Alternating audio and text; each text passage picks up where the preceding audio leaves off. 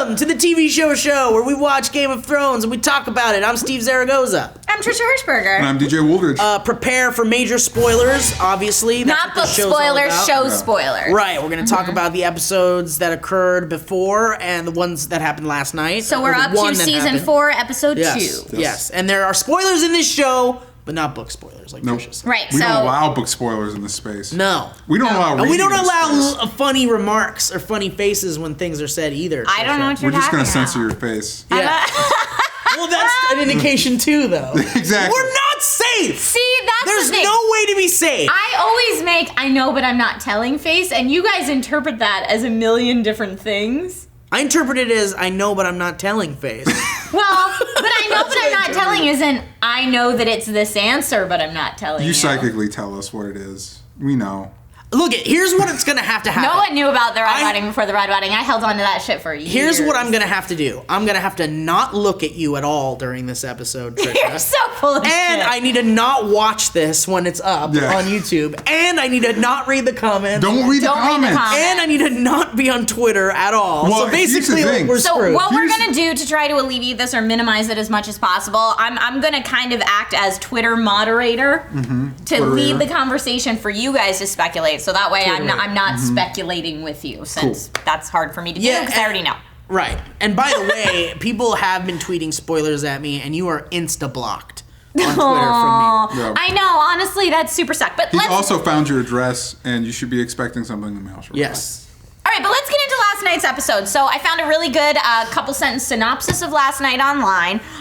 So basically, in a nutshell, to refresh everybody's memory, Theon's a shell of his former self. Bran is moving ever northward. Jaime is half the swordsman he used to be, and Tyrion is in chains once again, this time for the death of his hideous nephew. I don't get it. What'd you guys think about last night's episode? Well, I'll tell you what I thought, first of all, before anything. My favorite part of the episode was when they were, like, we were following Theon around, and we're like, oh, I feel bad for him, but I don't, because he's a dick. Reek, I feel bad for him. But I love when they cut to him, and then, like, it literally cuts from a shot of him to a sausage being placed on Tyrion's Yes. plate. That was the best thing ever. I was like, this is amazing.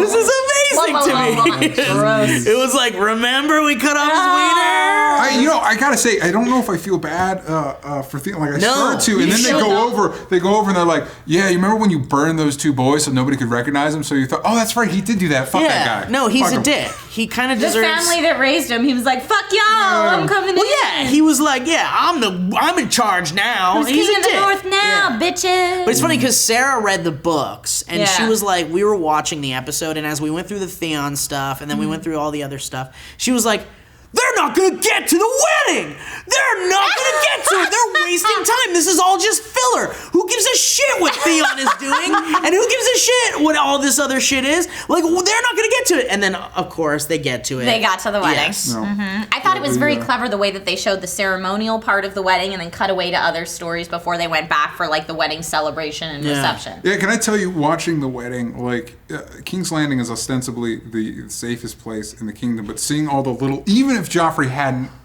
bitten it, I would much rather be at any part of the kingdom than King's Landing. I'd rather be anywhere. I'd rather have White Walkers all around me than dealing with all that venomous bullshit, bickering back and forth But it stuff. seems like the easiest way to stay alive in this show is to keep your fucking mouth shut. Like Sansa Stark has and learned. stay the hell out of everything. Yeah. Sansa the entire wedding just did this. Yeah, just keep your mouth shut. Like tribute to that acting because the entire time she was just. She did completely. Yeah, I know. That was it. That was the experiment. Well, so they're giving Joffrey his gifts, his wedding gifts, and poor Tyrion is, he actually puts thought into the gift he gives. And I don't know why he even tries anymore, to be honest. But but there's that brief moment where it seems like Joffrey's learning. And he seems like he can at least pretend like he cares about it. Maybe he's not so much of a cunt. Well, I don't know if Joffrey could have planned that he was going to destroy the book that way, but I'm sure he felt like he was going to definitely destroy it. Yeah, you had to wonder if he thought that was coming. Yeah. This is probably the most in a long time that I've seen the petulant child part of Joffrey. Like, normally he's like, oh, he's an asshole and wanted to die, but it's like you realize he's just the worst kid in the world given the most power. Yeah. He's just a child. Yeah. Oh, totally. Like the worst one. It actually likens to Liza's son when he's like, I just want him to fly. Make the man fly. It's these little kids with too much power, damn it. Speaking of kids, before we get into what this whole episode is even, like, the biggest thing about this episode, I know we've already been talking about it, but we have to talk about Bran really quick. Oh, yeah. Because we got to see him. What? I know where we need to go. Yeah, well, he's a ward. First of all, I don't like that. I mean, I know there's no way to help it, but Bran is basically 19 years old now, and he's supposed to still be an 8-year-old, basically. I think his face is that of like a 13-year-old, but his nose is that of like a 20-year-old. Well, and also, yeah, he turns out and he goes, I know where we have to go now. Bran is, I mean, and he touches the tree and got a little cool flashes of things that mean nothing. We saw Ned real quick. It always yeah. makes me sad when we see Ned, because God damn it, Ned. There was a brief moment where, because there's that, find me in the north, which I guess probably could be Ned's brother that we haven't seen since season 1. But there was a brief part where the Flight of Fancy, my brain imagined this being a much more fantastical series than it is, and somehow they resurrect Ned.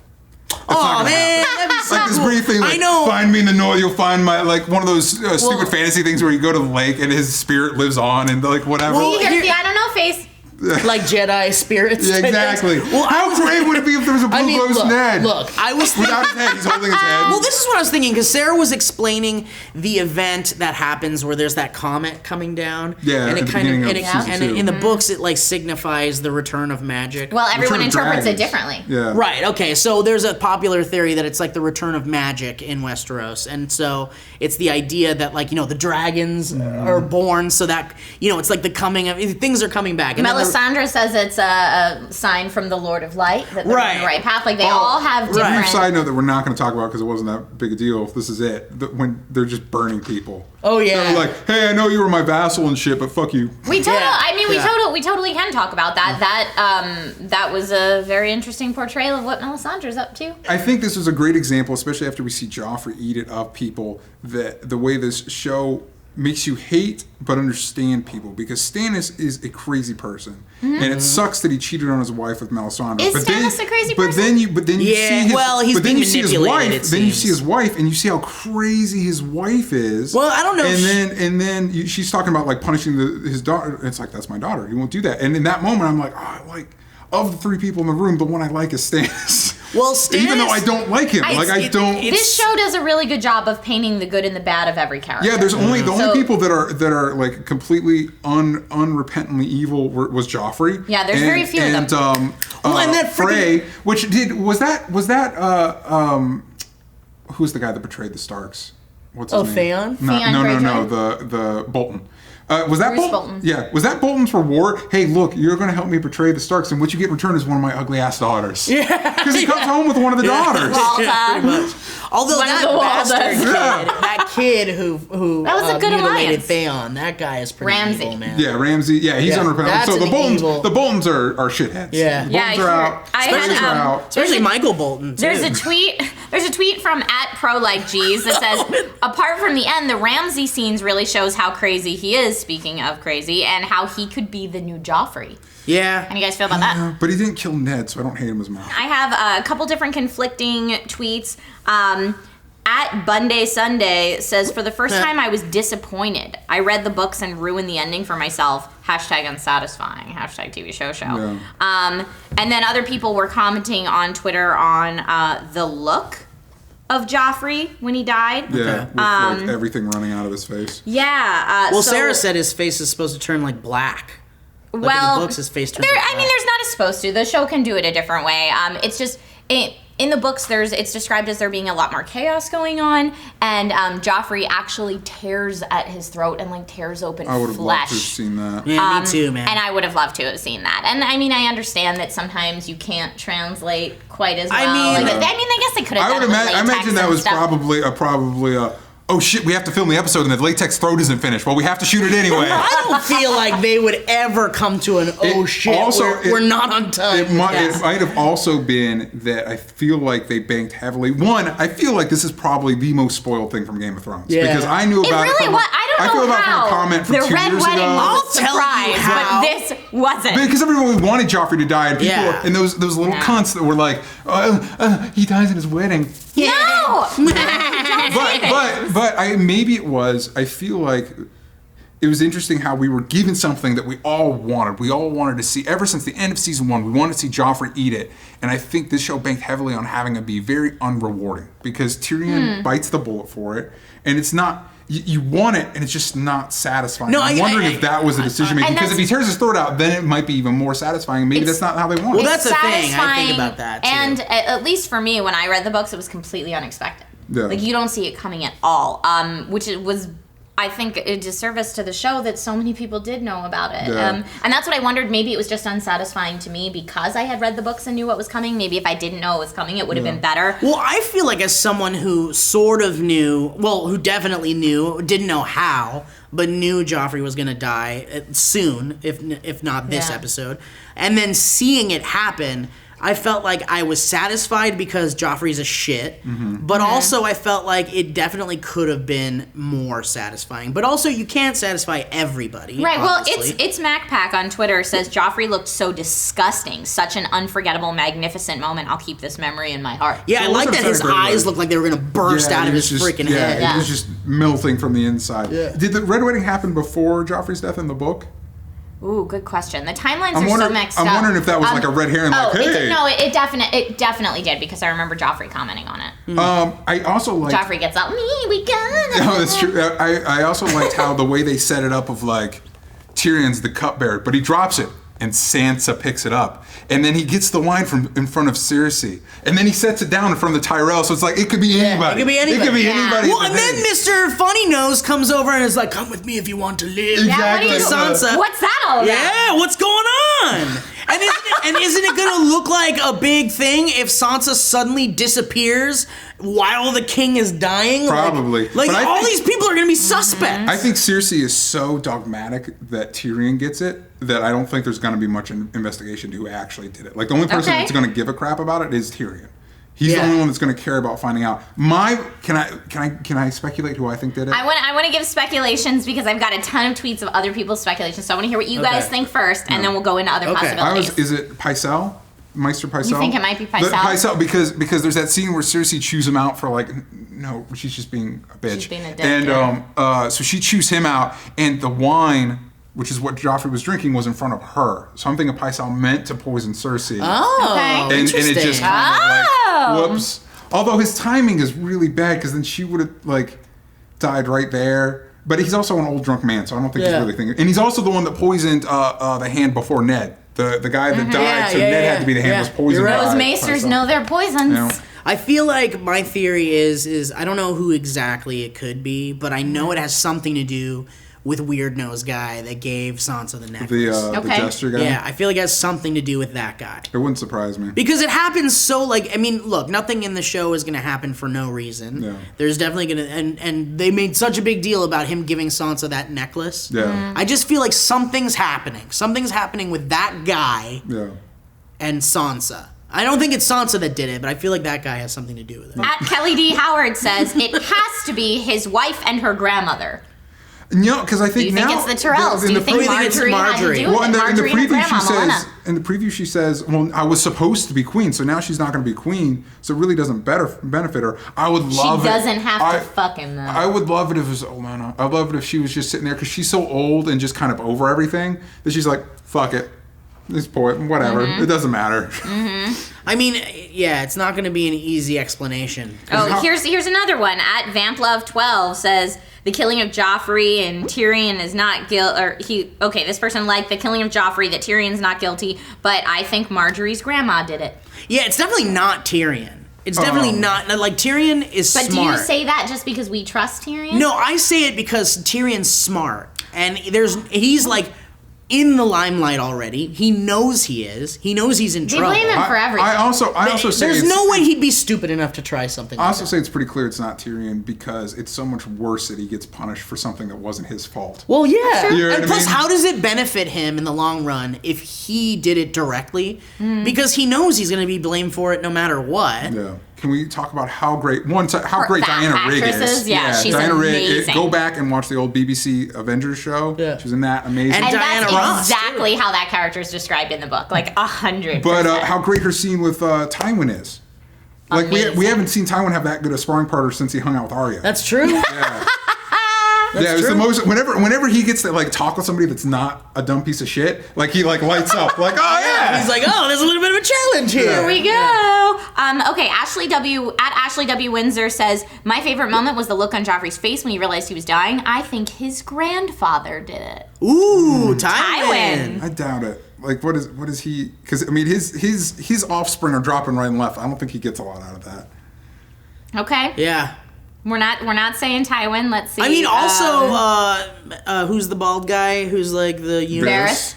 Varys is sitting there the entire time with the look of absolute disgust on his face. He wants nothing to do with the wedding. He's there for political reasons. Yeah, I like Varys a lot. Yeah, he's just sitting there like, and also his thing with Tyrion too. And he's like, "Look, man, I can't vouch for you, man." Like, Tyrion you're kicking powerful, Shay but out. you're We not didn't talk as about. powerful. Oh yeah, we gotta talk about Tyrion Shay. basically throwing rocks at the dog. Sending I don't Shay love you away. anymore. It reminded me of that scene in Moulin Rouge. But the dumb, stubborn bitch, man. Well, I was How does thinking she about- not realize that she's fucked if she stays You know there? what? I was She's a don't very get it. bold woman. I know, the but I thing. don't get it. Like, there's nothing can save her. Nothing. Here's the thing, though. Here's the thing. I'm 100% on board with your line of thinking, but I was thinking about it as we were setting up today. It is kind of selfish on Tyrion's fault because now she's going to live the rest of her life bitter over the Tyrion thing, not enjoying her quality of life. Yeah. When she would probably much rather die being with Tyrion. Maybe. Well, That's the that's flip what side. she's I saying. was- She's I like, whatever, wasn't- I'm going to take what comes, but I'm going to stay here. But Tyrion loves her, truly loves her. Does he? I mean, you can tell. Yeah, I think he truly I loves think her, he but does. I also think it was probably more of a selfish action because it's so he has the benefit of knowing she's safe, even if that's not what she wants. Do you think Shay truly loves Tyrion? Yeah, Yeah, I think so too. yeah. I do. Fun story. That's adorable. That's what Trisha was saying. No, that's adorable. No, well, it's the TV show is really playing to that a lot more than the books do, and I mean, I you know, you don't know one way or the other. It's just it's presented very differently in the two. Like as a book reader, I was like, yeah, she was getting some money to do her thing, and she did it well. Good job. Well, let me ask you But this. in the show, you're like, oh, maybe she did. Let me ask you this, Trisha. Do you like cheeseburgers? I love cheeseburgers. At Look It's Go Mike says, I think Jamie did it. Huh. But it's his son. That was the other That thing is that his son, I had forgotten when Cersei and Jamie run over real quick. I forgot, like, oh shit, Jamie's his dad. Yeah. Because he never acts like his dad. Oh, Like, yeah. He's never like No. around. Well, he That's can't. not this moment when Joffrey was like, oh, cripple knight, meh, meh, meh. And That's how your dad. crazy was it when Marjorie Tyrell being married to Joffrey Baratheon Lannister? I know. Shouldn't he just be straight Baratheon? Well. Well, Well. yeah. All right. Venture to say, all right, well, thank you guys so much for watching this episode of Game of Thrones TV show. Don't forget to like and subscribe to the channel if you haven't already. You can click this annotation to see everything we've ever done. I'm Trisha Hirschberger. I'm Steve. And I'm DJ Woldridge. I'm Steve Zaragoza. You okay, man? Something's in my throat.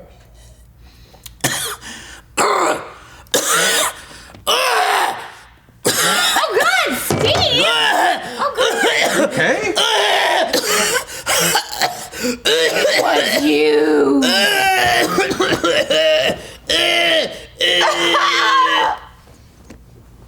Oh, look at this blood. Let me just wipe that for you. No. Those are boogers. Here you go, baby.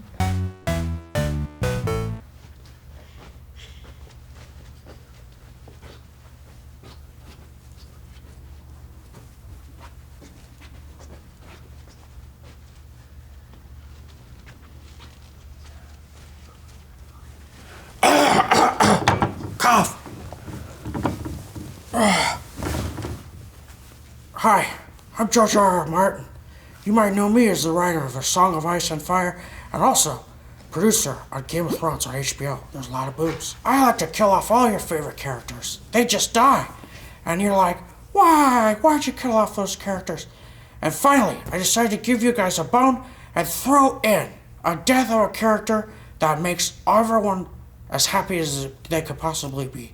But of course, as you know, I don't give a fuck, and I fucking hate you, and I want everyone in the world to die. So I'm gonna kill someone else real soon in the show. So look out. Oh, God, I made a mistake sitting down.